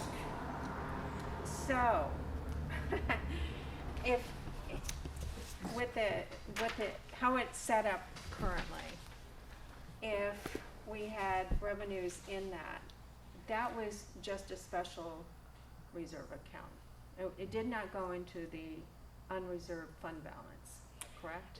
It went in as a reserve for purpose, but the only way you could draw the funds off from that and expend the funds was to have a warrant article authorizing the withdrawal of those funds. That nothing could be expended from that fund balance unless there was that warrant article. Well, I'm trying to separate out the special designated funds from the. They are all unreserved. designated funds, but they are Right. designated for different Right, purposes. okay. And they are handled different ways. So the main difference really is the voters can pull it out the way it is now, and so you have to wait for a town meeting, and the way that's being proposed, it would be the selectmen would do it at their select board meeting. Would they have to have a public hearing? No. So they can do it by motion at a select board meeting. And what was it, last year or year before, we had the parking commission go through a full plan about parking upgrades that are needed.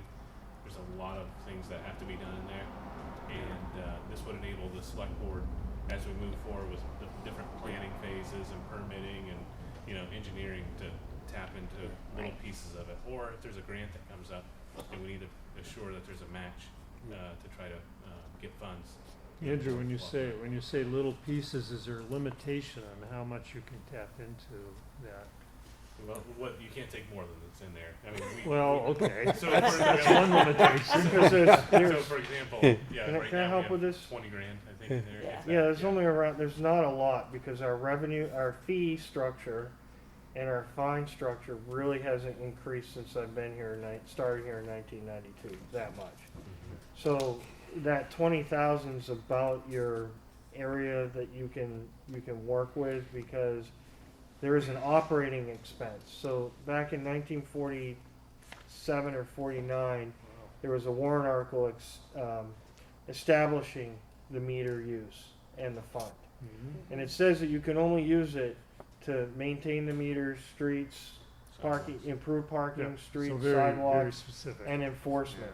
Well, that enforcement piece that's personnel cost. So we never want to expend more than that individual can raise to cover all the other costs, right? yeah. So it's very finite. So, to follow up on that then, so this year, we're gonna increase the wages by $6,000, $7,000, when we're anticipating, we're anticipating we're gonna increase revenue by the same amount, right? Because it nets out to zero, right? Right, we have more hours out on the street for enforcement, Yeah. so we're gonna have more. So that's the Yeah. expectation. That's what's being proposed. Okay, I was gonna say. Is there a second it's story? never this is never meant to be a revenue generator, This- it's more compliance. No, that's not true. I mean, the town has an opportunity to do it, the board or the community, if they want to increase fees, then those fees and that revenue can be used to make our infrastructure better, right? My only fear is that if you have those projects, that's a huge burden on whomever's doing parking enforcement, because they can only make so much money a year, period. So, what's being proposed in the parking portion of this, to be quite honest, there still needs to be discussion. This is, certainly a proposal at this point. So, you're gonna get to that part, but last year, what did we do, Karen? We You know what used some of the funds that were in the parking meters to try to improve the parking lots, and Get at some this point. purchase Well, it's for the Yeah. design, This so, is, yeah, Yeah. for design engineering. But I think the one I'm talking about is, in the personnel, if you did not expend No. the total amount in the personnel line item, it went to a special so that's account. a different warrant article. Yes. Right, I mean, okay. Right, so that was, But that's part of your operating budget, it comes from your operating budget that After does, the closeout of the year. at the closeout of the year, okay. but that is for a part-time police officer. But can you explain that to the? Sure. So you'll also see another warrant article, zero tax impact. What we have proposed, and I think we now have around $5,000 Yes. in the fund right now, or the reserve account. And it's a warrant for unexpended, full-time, funds. So in the permanent position line, we're asking that we can take up to $10,000. So if there's $15,000 that has not been expended in the permanent positions line, then we could take 10 of that, up to 10, and transfer that to this part-time officer line. So, because back in the day, we used to have around $40,000 a year in our budget for part-time officers. When I was appointed a few years ago, there's no money in there really for part-time officers. And what happens is throughout the year, somebody might show up and they'd say, hey, I'm certified, I want to work for you part-time. Well, I have to equip that individual, I have to train that individual, and I have to pay that person. So we thought that this was a effective way to establish a fund to be able to pay those expenses out of for scenarios such as that. That fund cannot exceed $50,000 by warrant article. So, it was my concern last year, it kind of goes with what you just asked, how much can you Yeah, spend, right? I mean, Yeah. is it a free-for-all or what, right? So that fund can go up to 40,000, but they, 50,000, but they can only tap up to 10,000 in 1 year. Because it was my concern that if they could have an officer that they didn't replace and have $60,000 in 1 year, $60,000 in 1 year, can they then transfer that full $60,000 into that part-time officer? And we, last year, we set a cap of 10,000, just for that reason. The reason why I was concerned about that is because at the end of the year, if we have a tax spike and we try to go to the unreserved fund balance, so you see what I'm saying? Then we've tapped that $60,000 if we didn't set a cap. Yeah, there's no cushion there. There's no cushion. Yeah. So I think we did the best. Yeah, on Small that. question. That's fine. Yeah. So, moving on, because I don't want to keep you here all night. We also will be putting in a warrant article, maybe putting in a warrant article to replace our meter heads. Most likely it'll be a government purchase, a lease purchase project, maybe over 5 to 10 years. Our meter heads currently do not accept debit cards and are not able to communicate with parking apps. So, like for example, there is a company that provides an app nationwide. So they're in Boston, they're in Burlington, they're in several cities in New Hampshire. When somebody's driving into Littleton, it'll tell them, hey, it's this app capable, and these are the parking spaces that are open, and you can drive right there and you can park in your parking space. You can pay with your phone, you can do everything with your phone. Would that cut down on the, eventually if we had all of those meter heads with debit cards or credit cards or whatever, or the app, cut down on having a parking meter person? Eliminate that. Still have to have somebody do enforcement. But it will And make that more efficient because Yeah, the app can notify them what meters are expired. that's right. And I think if a car is still there. Yeah. Still gotta have somebody writing those tickets. That's true. Really hone in. Is Some that of George these, Orwell, 1984? so this technology also will allow us, right now, if you put in a couple quarters, you got a few hours on the meter and you take off, that's still on the meter, right? Some of these proposals will allow that time, it can sense when the vehicle leaves, meter goes back to zero. So Paul, these individual meter heads, this isn't a kiosk then? Like in No. Manchester, if you go on one of their streets, there's a kiosk that you go to and, Hey, yeah, with credit card, whatever it Yeah. is, and then you go and you leave your tag under your windshield wiper or something. Kiosks Yes. are about $15,000 Okay, for one kiosk. yeah, However, you've got to think about our population and access to the kiosk. yeah. That's a whole different monster. When you have snowbanks, 10 below zero out, 15 degrees out, and you're expecting our population to walk down to a point. So these will be individual ones, These right? will Just be like we got them now. All we do is take the meter heads off Yeah. and put new meter heads in. Okay, yeah. so you are So actually, there's some recording device in those meters. It's a standalone inside the meter. It's a cellular connection. So, okay, so there's So, Wi-Fi. so they can either pay with their phone, Yeah. or they can put coins in the meter. They'll have that option to do that. And with a debit card. Or a debit card, that's correct. Credit card, debit card. I think some of the ones we looked at have you can still use our smart card on there, so. So that's gonna be one of the proposals. The ones that we have, when did we do Main Street reconstruction? 09? Yeah, 08, right? When did we do the bond, Karen? 2010, I thought was when we so finished it. they're Year Forever. after. around 10 or 11 years old. Yeah. So our attempt is to expand the capabilities of our meters, serve the public better, and it also give us more efficiency. so it is now 5:58. Yeah. I don't know how much, do you have any more questions, and what what else do we have to cover on this? Well, Yeah. I don't have anything on the police department side. Is that it, Paul, for The you? only other thing they would put out, maybe having a mesh network in the downtown area so everybody has free Wi-Fi. They're still working on that too. Just exploring that.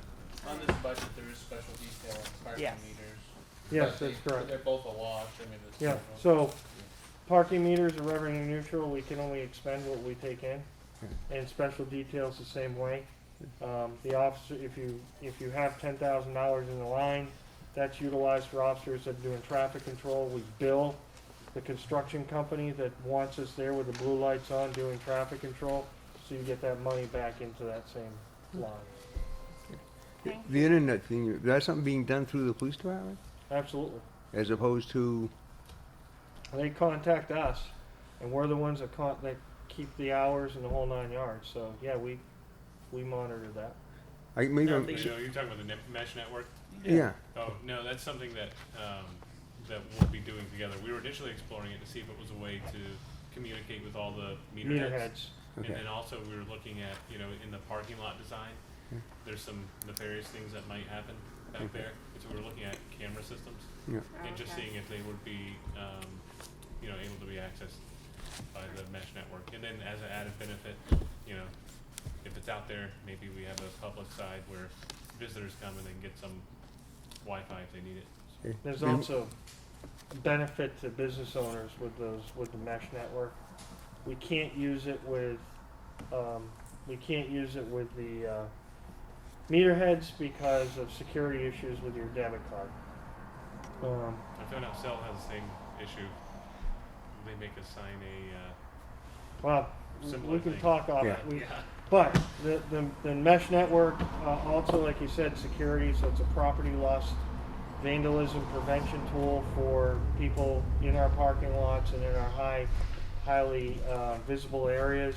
And the community, and most of the cameras could have access to those cameras so they can watch them if they want to watch them, so.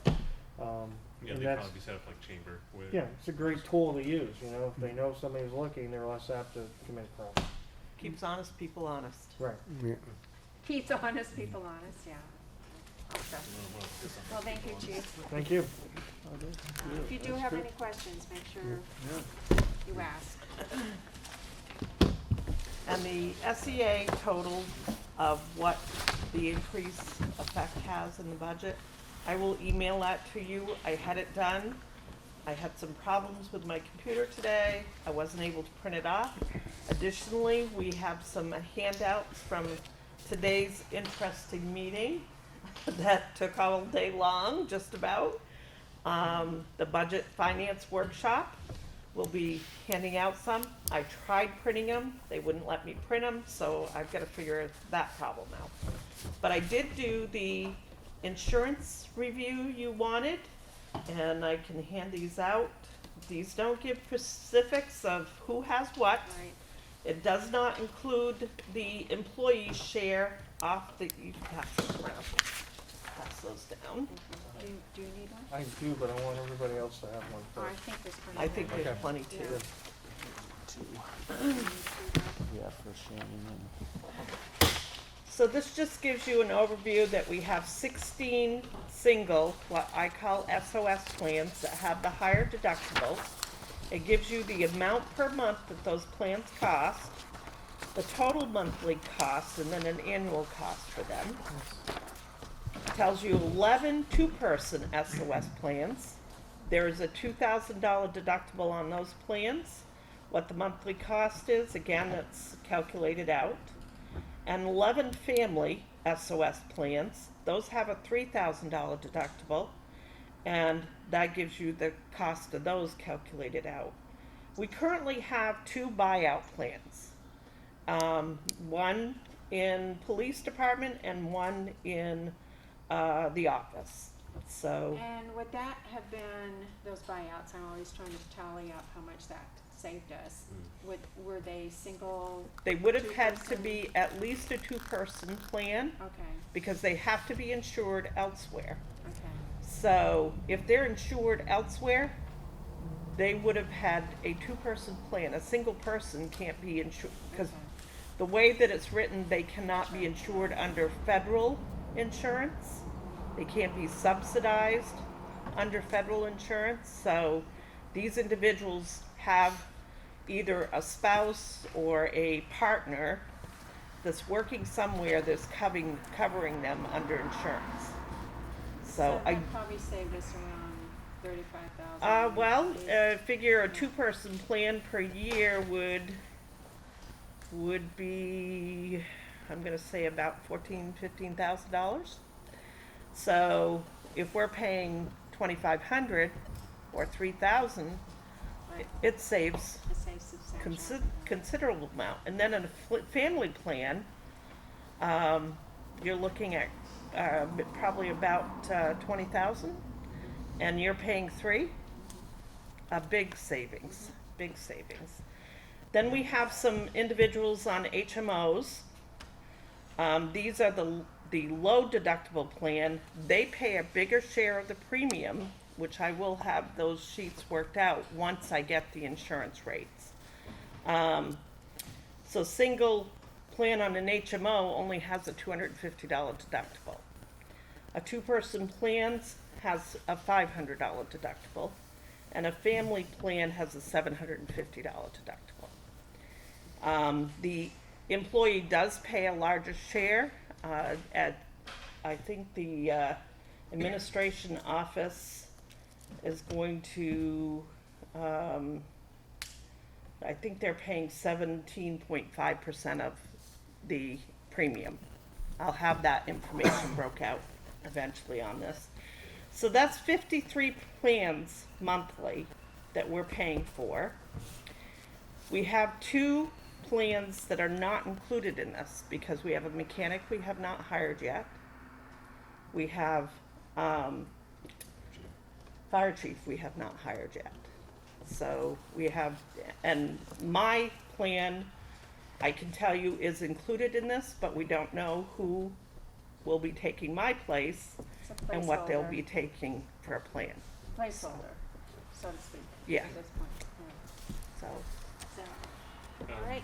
you know, one other update is our assessing firm for the revaluation. They did submit an extension, and I think that for the MS1, that's where they filed the total valuation of the town and it's used to establish a tax rate. And so it looks like we won't be able to really work on the finalizing the tax rate till late October, early November. Okay. Any other questions? If an employee does opts for the buyout and then say the person's spouse is no longer working and they don't have health care coverage through that individual's employment, can our town employee reverse the decision? yes, that it's called a status change. So a status change is somebody gets a divorce, has a child, has a death in their group, immediate family, that's covered under the insurance, layoff or termination of one or the other. It's a status change. Are they So- obligated to repay the $5,000? They don't get the 5,000, we don't pay $5,000, number one. Oh. But they don't get the whole amount back. We pay them bi-weekly in small increments. So prorated. Ah, So it's always prorated. So if they terminate, that's it. If they switch to a different plan, then they're able to do that, and we don't owe them anything more, and they don't owe us anything back on their buyout.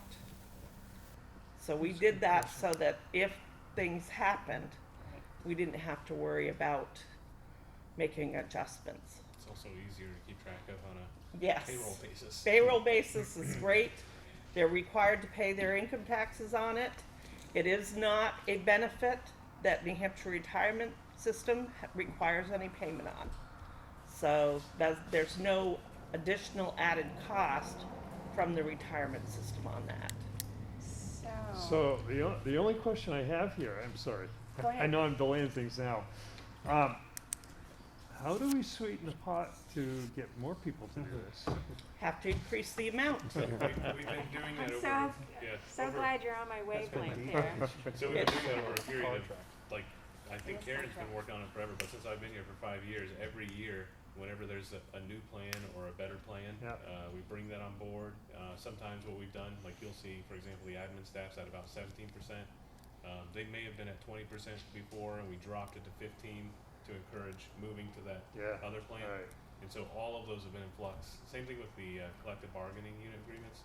In order to get the employees encouraged to move to the cheaper plans, Yeah. we've lowered, but then been able to plan for a steady increase to get it back to where it's. So a little bit of checker playing, you know? Well, the, Yes. the police department's contract, the union contract, if there's two more individuals that take the buyout, we will increase the buyout for the individuals that's on it and still save money. So, but there's that clause in their contract, it has to be Yeah. two more individuals that take the buyout. So that's very spelled out by the contract. Yes. Anyway. We don't have any negotiations this year, right? No, we We do just- have a We have position. an MOA that we have to do to negotiate for a position change. That's it. And John, we also talked to the superintendent about that, Yeah. about on the school side, so that Yep. hopefully, because they will be negotiating a teacher's contract this year. Okay. So, thank you, everyone. Thank you. I'm gonna call the meeting adjourned, so thank you very much. So the next meeting is, Fire department. at the fire department.